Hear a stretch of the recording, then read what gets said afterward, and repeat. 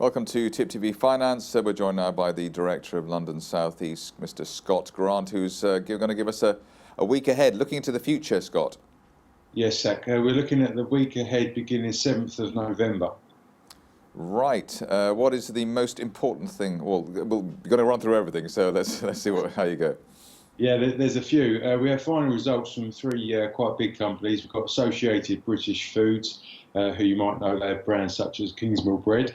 Imperial Brands, which in other words are Imperial Tobacco, and Punch Taverns. I think they've got about 3,500 pubs over the UK that they help out with. So they've all got final results, actually, all on the 8th of November. Also picked out some AGMs for you. Two of the property companies, Red Road, FTSE 250, as is Galliford Try. They've, in some ways, you could say they've had a rocky time recently. They last saw 52-week highs in December and January. So two property companies with AGMs, so private investors can go and make their thoughts felt at those AGMs. Right. So I suppose the real estate companies or the house builders has been rocky because people are just not quite sure what to do after the referendum vote.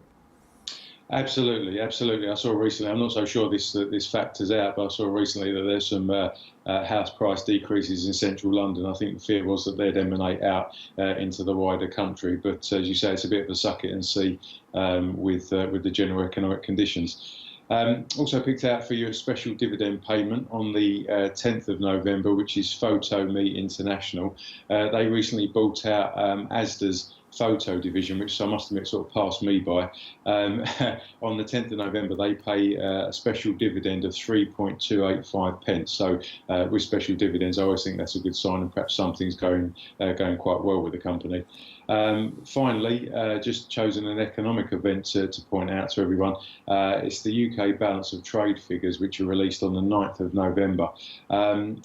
September's, they've actually been for September's figures, so we're sort of working a month back.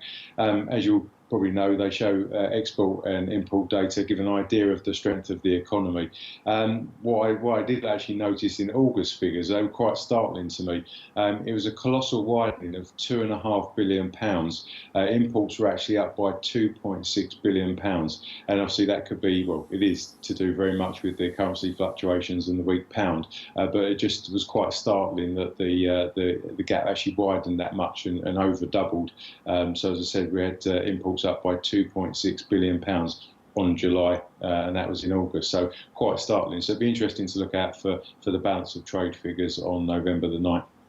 Will also be interesting to see how the fall in the pound has affected that. But Yeah. Scott Grant, Director at London South East, thank you very much for speaking with us today and on your week ahead.